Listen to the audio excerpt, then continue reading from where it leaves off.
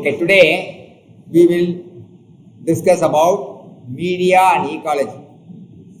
Okay, I am going to explain connectivity between media, ecology and technology.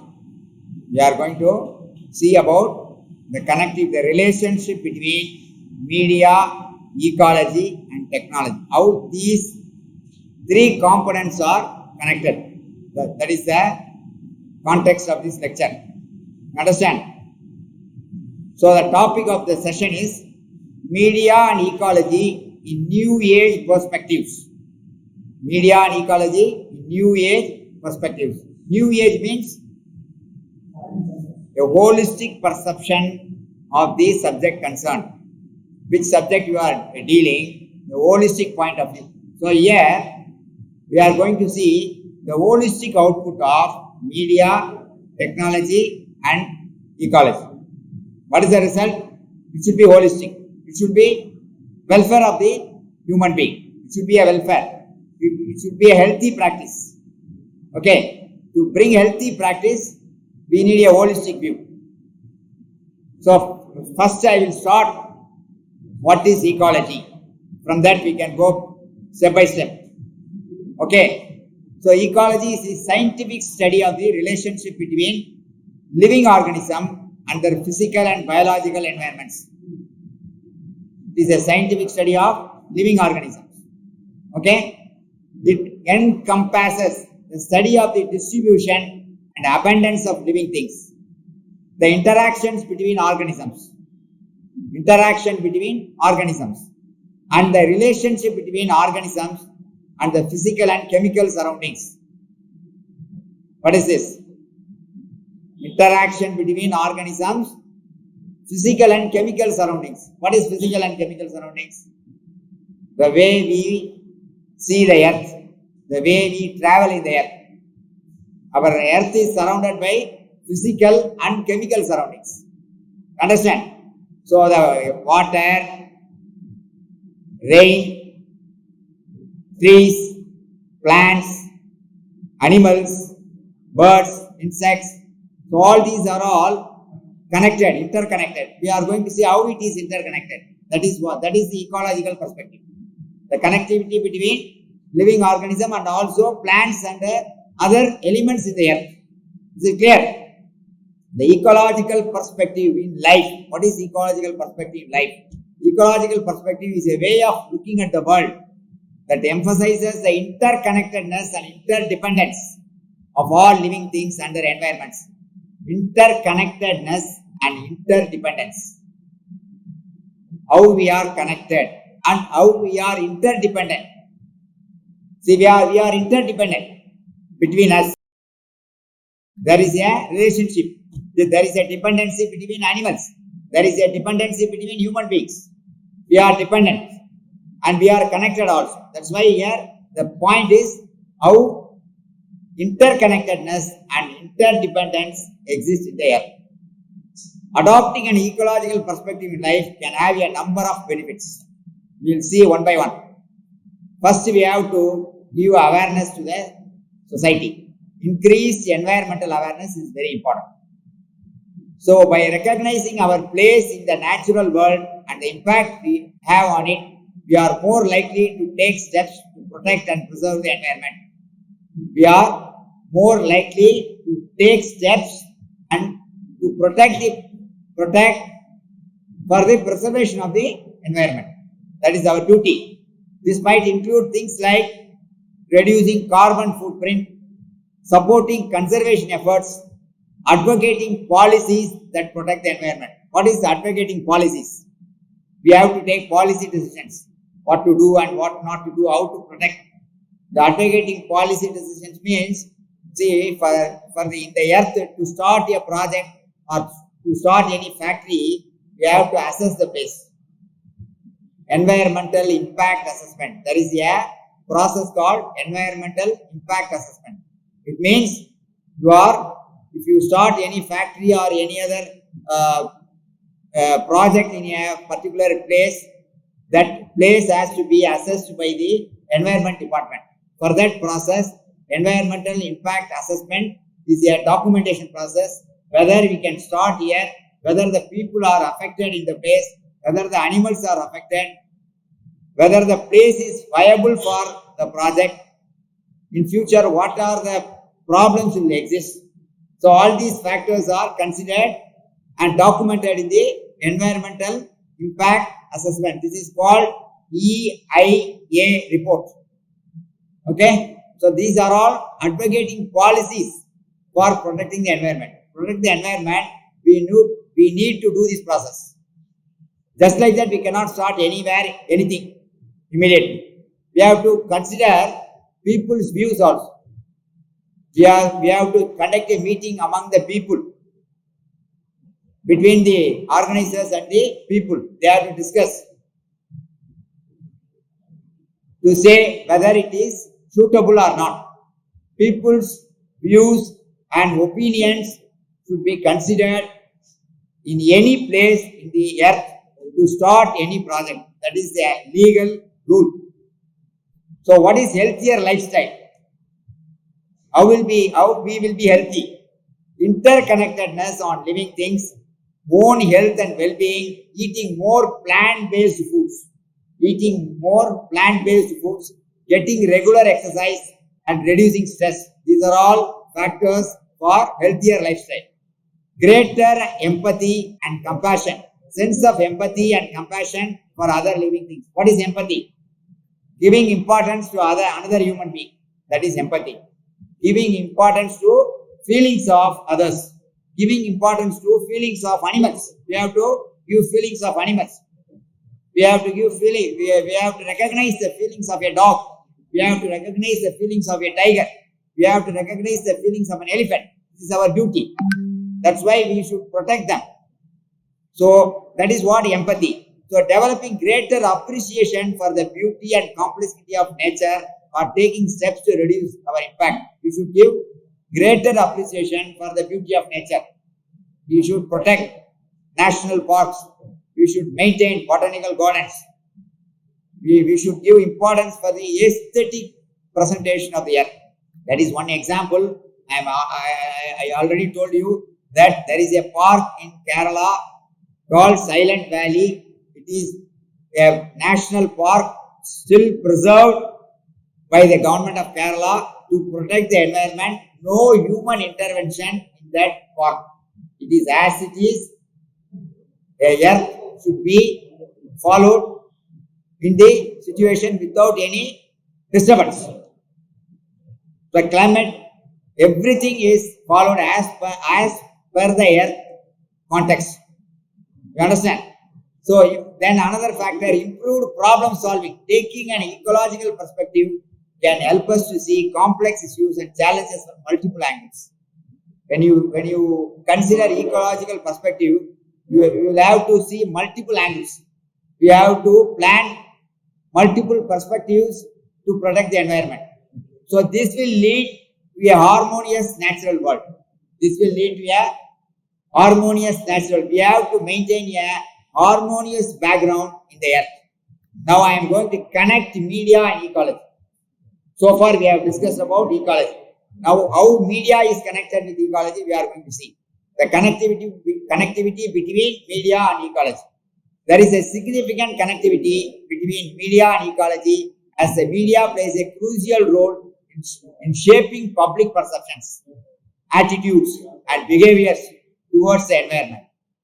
Environmental education and awareness. Media creates environmental education and awareness. That's why in second year BSc courses and BA courses, there is a subject called environmental studies for the students in the Madras University syllabus. You understand? So that is to create awareness among the graduate students. So media can be a powerful tool for educating the public about environmental issues and raising awareness about the impact of human activities on the environment. Television programs, documentaries, news articles, social media campaigns, all help them to inform people about the importance of protecting the environment.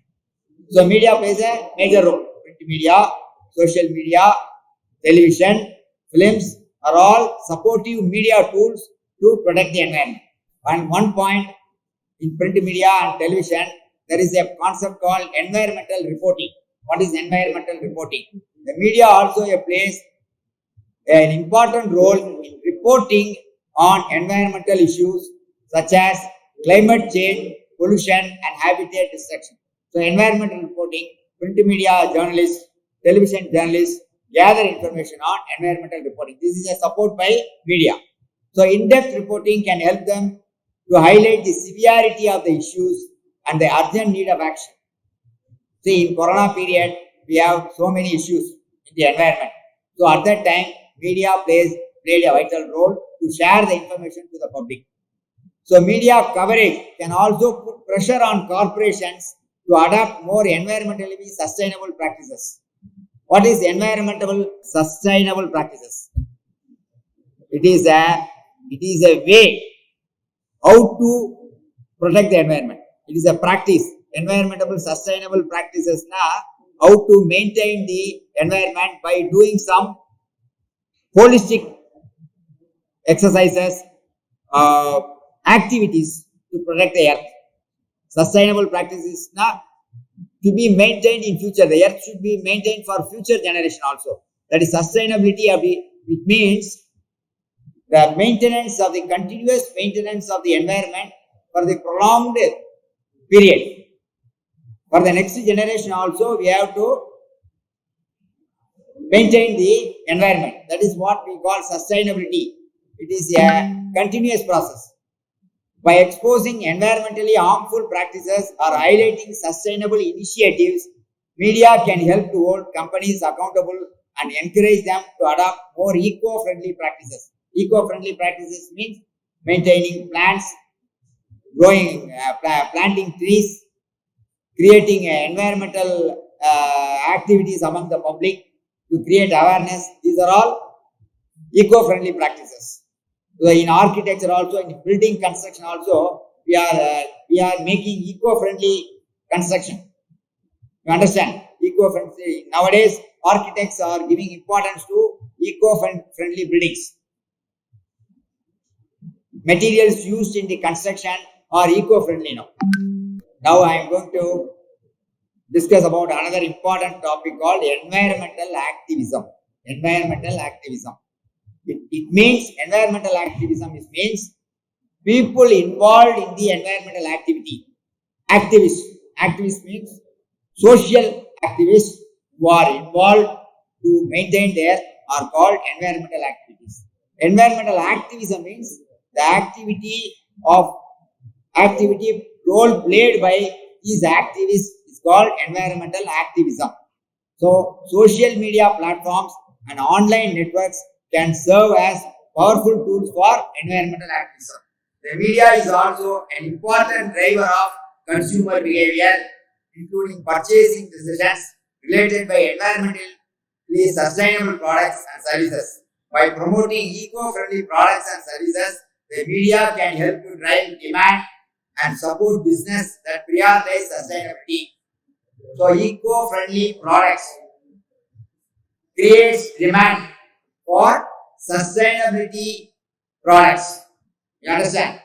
There is a visual here in this PPT which shows the negative and positive aspects of the earth, what we are doing, how human intervention is there, and also how without human intervention, how the earth will survive. There are two aspects. I am showing a visual here. Next one, environmental activism is bringing together numerous groups of people and organizations to work together in the social, scientific, political, and conservation field to tackle environmental concern. These persons and organizations are all members of the Green Movement. So, Green Movement is an activist group. Green Living,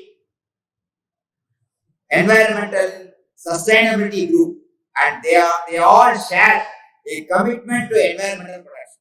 The Green Living Movement, the Green Movement, Sustainability Movement are all groups. They are called environmental activists. They maintain the earth. They do continuous work. They are social activists. They do continuous work. So, environmental activism has been active in India through various environmental movements that have a long history in India, starting with the Chipko movement. I think you could have heard about Chipko movement. Chipko movement means a movement created for environmental development in the early period. That's the beginning of the environment first movement in India. Chipko movement is the first movement in India for the welfare of the environment. So there are now lot of movements now. Environmental activism is a broad term that refers to various forms of activism and advocacy aimed at promoting and protecting the natural environment. Environmental activists work to raise awareness about the threats to the environment, advocate for policies that protect and preserve the natural world, and take direct action to address environmental issues. So these activists do take direct action. They represent government. They represent directly to the government. They fight in the streets for the protection of the environment. They create rallies. They organize meetings. They get opinions from the public. These are all activists. Activity of the activists. Another visual I am showing how earth is spoiled by cutting trees. How earth is spoiled by cutting trees. Cutting trees means cutting ourselves. So indirect meaning. Cutting trees means cutting ourselves. So activists work to influence government policies at the local, national and international level. This might involve lobbying lawmakers, organizing protests, advocating for ballot measures that support environmental causes. Some activists engage in direct action to address environmental issues such as staging sit-ins, blockades, other forms of civil disobedience to draw attention to a particular issue. What is civil disobedience? Creating a demonstration in the street, creating something in the public place. That is civil disobedience. Why they are doing civil disobedience? Why they are doing civil disobedience? To create attention among the public. Okay, you understand? Activists may also work to conserve natural habitats, such as by volunteering for environmental organizations, participating in ecological restoration projects, or organizing cleanup efforts. Many environmental activists also engage in education and outreach efforts to raise awareness about environmental issues and promote sustainable practices. This might include organizing public events, creating educational materials, or using social media and other platforms to share information and engage with the public. So these activists engage the public to create awareness, to make them understand the situation. They work for the well-being of the humans. The activists work for the well-being of the humans. They work for the well-being of the earth. That's very important. So this is an important force. Environmental activism is an important force in driving awareness and action on environmental issues. So environmental activism is an important force in driving awareness and action on environmental issues. Environmental activism and media are closely intertwined. They use media. That's the role. They use social media. So media plays a critical role in shaping public opinion, influencing policy decisions. And environmental activists have long recognized the power of media in spreading their message and promoting their causes. The activists now understand the power of media. They play the role with the media support. They play the role with the social media support like Facebook, Twitter, YouTube. So all these avenues create major awareness among the public. Media coverage of environmental issues can raise public awareness and generate support for environmental causes through news articles, documentaries, social media campaigns, and other forms of media. Environmental activists can communicate the urgency and importance of environmental issues, highlight the impacts of climate change and environmental degradation. What is degradation? Something goes wrong, that is degradation. And advocate policy changes. We have to make some policy changes. We have to take some new policies. We have to introduce some new policies. Environmental activists can also use media to hold corporations and governments accountable. What is accountability? taking responsibility about the place where you are living is accountable. So these people, these activists, make government accountable, make organizations accountable. They involve them. They force the government to take accountable. That's the point I am insisting here. So accountability is very important. By publicizing environmental violations and reporting on the negative impacts of business practices on the environment, activists can raise public awareness and put pressure on companies and governments. See, these are all one or two examples I am sharing here. So you know what is the issue in Sterlite? Sterlite creates environmental issues. So what is the activists do there? They create pressure on government. Okay, they connect government and public to solve the issue. Okay, there are issues on in Kudangalam project also. Kudangalam nuclear project also there is an issue on environment. So all these issues were activated by activists to protect the public. Okay, some examples. Social media platforms such as Twitter, Facebook and Instagram have become critical tools for environmental activism, allowing activists to connect with a global audience, share information and mobilize supporters. Activists also use these platforms to organize protests and other forms of direct action. Media coverage of environmental issues can also have negative effects. Another point, media coverage also gives negative effects, such as sensationalizing the issues or spreading misinformation. What is sensationalizing and spreading misinformation? What is misinformation? They should not promote negative information. They should not create biased information. That's why that will spread immediately. So they should take care. They should give clear picture of the situation, what they are going to report. So they have a major role. So it is important for journalists and media outlets to maintain journalistic integrity and accuracy. Journalistic integrity and accuracy means they should report what is what. They should not report what is not there. That is journalistic integrity, responsibility of a journalist. Journalistic integrity is the responsibility of a journalist. Accuracy is a responsibility. So these things are considered. They should provide balanced and nuanced coverage of complex issues. The relationship between environmental activism and media is complex and multifaceted. See, here I am telling again, media and activism is complex and multifaceted. Media can be a powerful tool for environmental activists, but it is also important to approach media coverage of environmental issues with a critical eye and to promote responsible and accurate reporting. That's what I told you now. Accurate reporting and critical eye is important. So now I am going to discuss the role of print media in environmental reporting. I am introducing a magazine based in Delhi, an environmental magazine based in Delhi head office.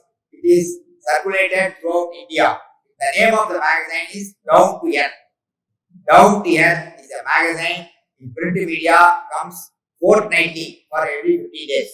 This magazine is circulated in all the states of India, available in Chennai also. The role of Down to Earth I am going to discuss. So Down to Earth is a product of commitment to make changes in the way to manage our environment, protect health and secure livelihoods and economic security for all. It believes strongly to do things differently. It aims to bring you views, perspectives and knowledge to prepare you to change the world. The magazine Believe Information is a powerful driver for the new tomorrow. The magazine Believe Information is a powerful driver for the new tomorrow. Down to Earth was started by environmentalist Anil Agarwal. Anil Agarwal is an activist. He is a member of environmental activism.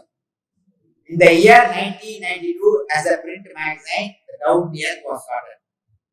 In addition to this print publication, Down to Earth also has an active online presence. It is also available in online. So it is available in online and offline, including website and social media accounts, which help to reach a wider audience and promote engagement on environmental issues. Magazine also conducts research, environmental advocacy, outreach activities related to environmental issues, and has been involved in several campaigns and initiatives aimed at promoting sustainable development and environmental conservation. So, major role played by print media down there. Overall, down there has played a crucial role in raising awareness about environmental issues in India and promoting sustainable development. The magazine's commitment to research, advocacy, and outreach has helped to influence policies, practices related to environmental management in India, and its engagement with diverse stakeholders has made it an important platform for dialogue and action on environmental issues. So, print media plays a major role. I am giving another information. There is also an environmental magazine in Chennai called Poo Ulagu. It's a Tamil magazine. Poo Ulagu. It is released by Poo Ulagi Nanbargal. There is a group, environmental activist group in Chennai called Poo Ulagi Nanbargal. They conduct a magazine, Poo Ulagu. It shares information on environment related issues in the Chennai-based areas, covers a lot of environmental activist group. The role played by digital media and ecology. See, from the beginning, I am step by step I am introducing each component.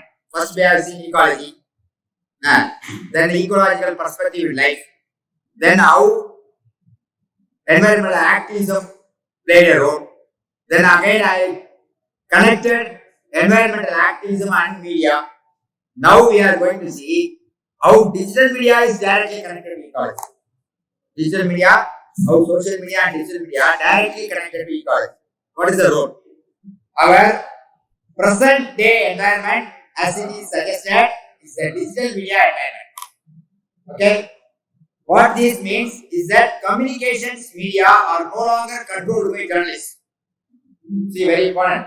Communication media are no longer controlled by journalists. Production, television, and advertising companies. They are now social media is a freedom. Gives citizen is a citizen journalism. Anyone can write. Anyone can take video. So now we are free. So there is no control. So there is no editor. There is no editor for your production. You are the editor. You are the writer. Am I right? So quite the opposite in the digital media environment of today. The internet has enabled everyone to create and access all kinds of content and consequently shape the environment they live in. So how I am connecting environment. People are using social media nowadays to support environmental campaigns and to connect people locally and globally on minor to major environmental issues. Say, for example, Facebook, QQ, WhatsApp, Qzone, WeChat, LinkedIn, Skype, Google Plus, Instagram, Twitter, Snapchat, ChatGPT. ChatGPT was produced in November. I already told you about ChatGPT. So these are all latest developments. All these names are very much known in present days. These are top-rated social media networks that are bonding people globally. So we have a global connectivity.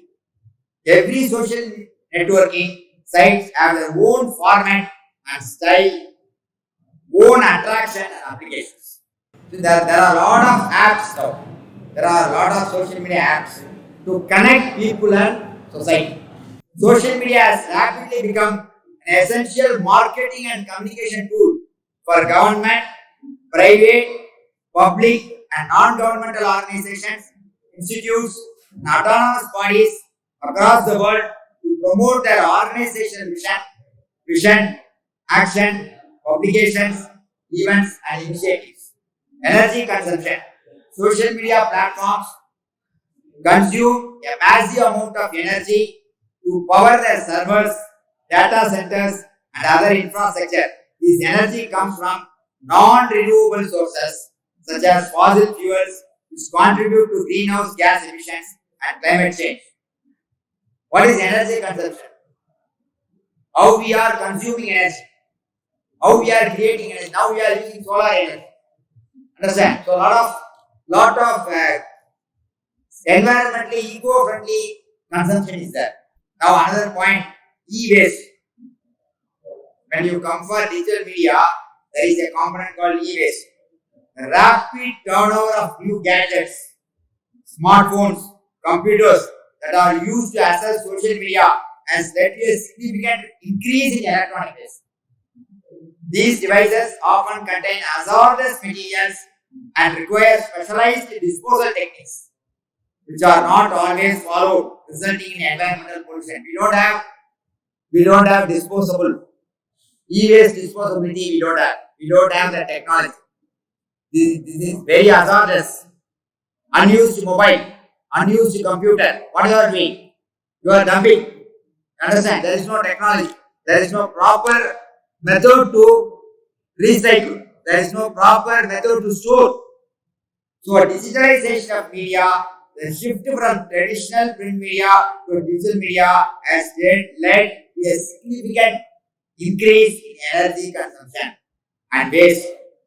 So, in the social media, digital media role in that, it has increased energy consumption. We need more internet timing. We need more electricity. Okay. So, these how to manage this. And users consume more content through online platforms. We are always in online. How many hours you are in online every day? More hours. So these lead to increased carbon footprints. We are releasing more carbon dioxide.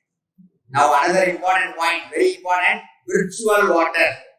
What is virtual water? Any idea? What is virtual water? Water used behind the scene. What we use physically for making tea or making food is physical water. What do you know? You know that how much you are using, you know. You know how much water you are using to make a cup of tea? How much water? We need 1.5 tumbler or one for a two cup of tea. We use 1.5 tumbler of water or one tumbler of water and some milk. Okay, this is water used directly to make a tea. What is virtual water used to make a cup of tea? It is tea production process. Water used from the beginning period, how tea plantation is made. How we are indirectly using water. How the tea plantation is coming to tea estate in the factory. How much water you are using there. And how it is packed. And how it comes to the consumer. There is a process. So the indirect process involved in the production where water is used, that is called virtual water. You know how much water is used to make a car? There are car factories. A lot of car factories, Ford factories there, Hyundai factories there. You know how much water is used for production? A lot of water is used. That is called virtual water. That we cannot see. That is in the background. We cannot see physically. Production process, water use. You know, in leather process, leather tanning also we are using water. Lot of water you are using. You know, in Hamburg, lot of leather factories are there. To tan a leather, we are using lot of water. That is called virtual water. You understand? So, social media platforms rely on data centers and servers that require large amount of water to keep them cool. The same way, to maintain server, to maintain the computers, to maintain the network also, we are using indirectly virtual water. That's the point I am telling here. Networking also we need virtual water. So a lot of water to cool the plant, lot of water we need to cool the server, and such social media contributes to virtual water consumption. This can lead to issues with water scarcity, especially in areas where water is already in short supply. So we have lot of virtual water applications. Is it clear? Okay, next, shopping. How we are using packaging in shopping. Now, to create one meal, to pack one meal, you are using so many packets. You are using a packet for a rice to pack. You are using a plastic cup for the Korean, rasam, sambar. So one full day you are using so many packaging materials. But instead of using this, if you use a plantain leaf for a good meal, that is environmentally sustainable practice. Understand? So online shopping and social media has contributed to the growth of online shopping, which can result in significant packaging waste and transportation emissions. See, when you buy a book in online, how it is packed? When you buy a computer in online, how it is packed? When you buy a smartphone in online, how it is packed? Lot of packaging waste. That's why I am insisting. Online shopping creates lot of packaging waste. Additionally, the increased consumption of foods can lead to increased resource extraction and production, which can have negative impacts on the environment. So, online shopping packaging material creates negative impact on environment. And about disinformation, what is good information and what is disinformation? Negative information is called disinformation. Social media can be a platform for spreading misinformation and disinformation on environmental issues. This should be avoided. This can make it difficult for individuals and policymakers to make informed decisions that are beneficial for the environment, ultimately leading to more damage to the natural world. Digital divide. Next point is digital divide. And I think I have taken class digital divide. You know what is digital divide? Digital divide I am going to discuss. Social media can also widen the digital divide, which is the gap between those who have access to technology and those who do not use technology.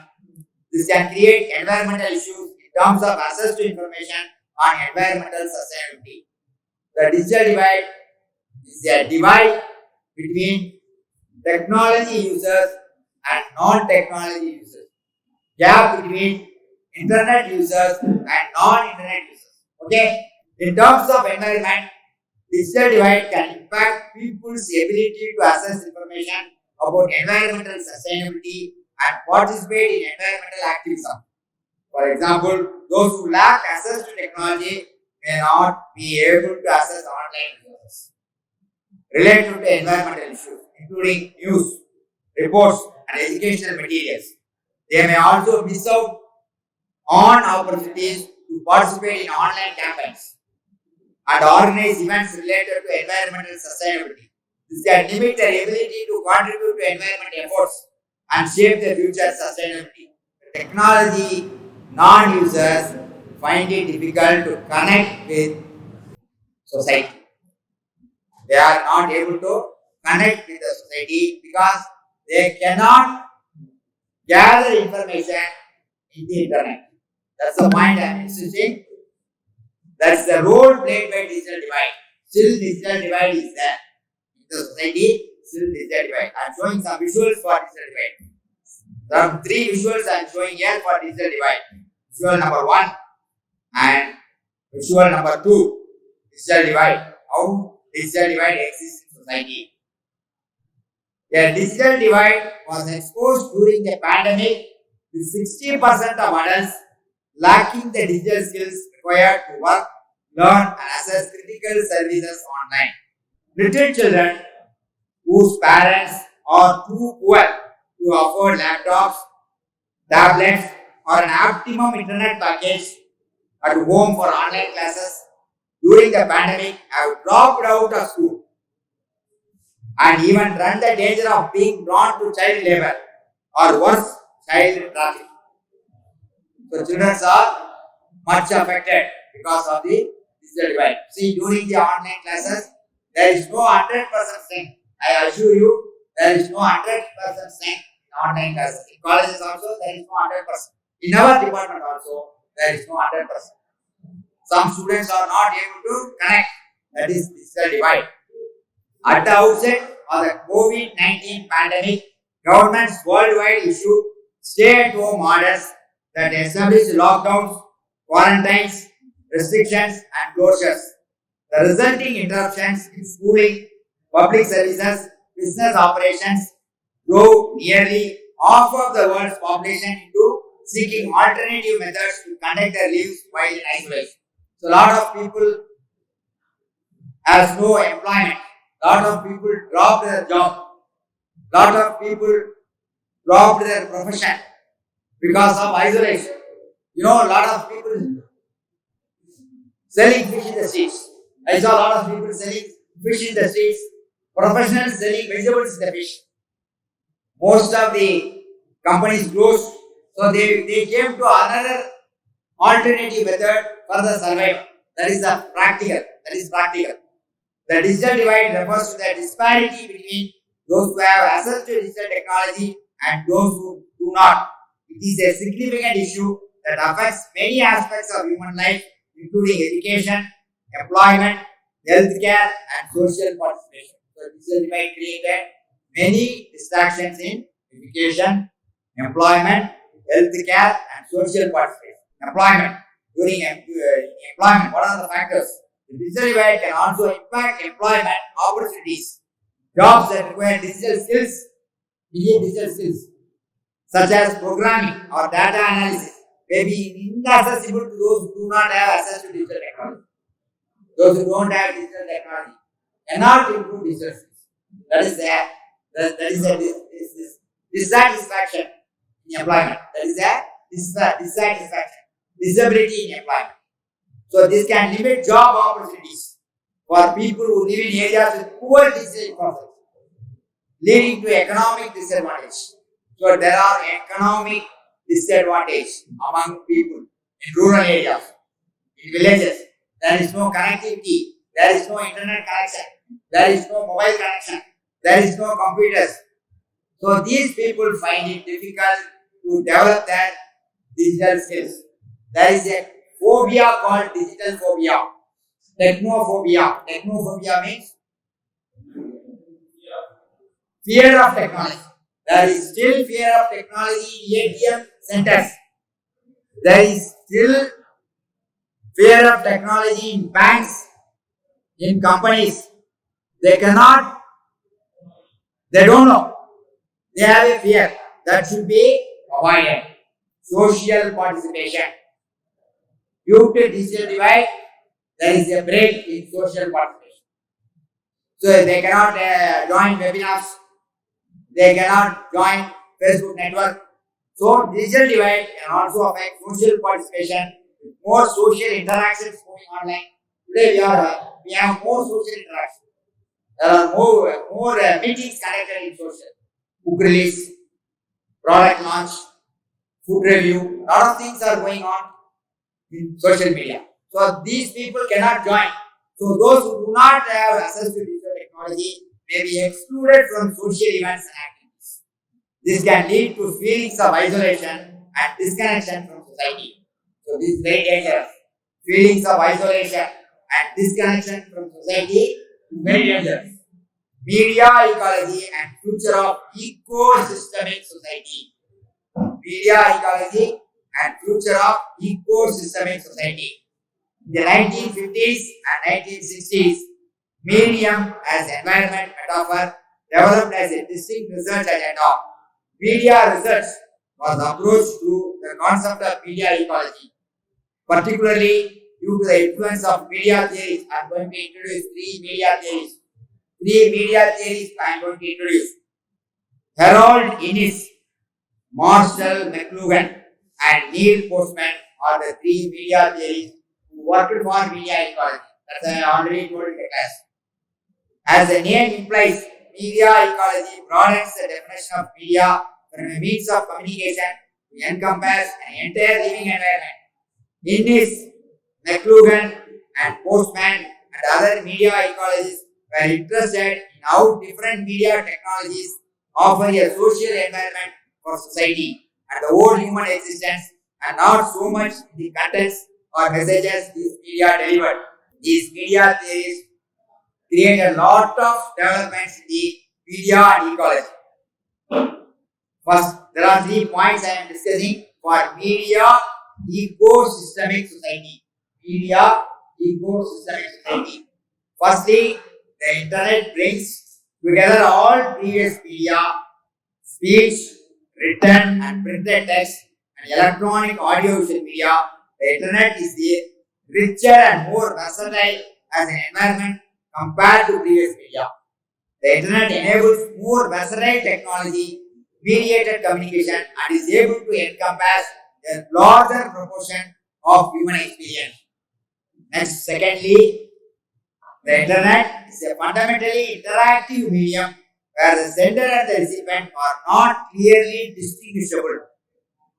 Because of this interactivity, people can act in a very similar manner and on the internet to the way they would in physical reality. So, because of this interaction, people can, how physically they can interact, they can also interact in internet also. How they physically behave, they can also behave in internet. Because there is no distinguishable connection. So this is only a connectivity. So they can share ideas. So thirdly, due to its associative hypertext-like structure, the internet resembles human thought processes and the original media of speech and is therefore thereby almost intuitively incorporated to all human actions. So all human actions are connected to internet. Okay? The media ecosystemic society, how hyperreality is connected. That's the next point I discuss.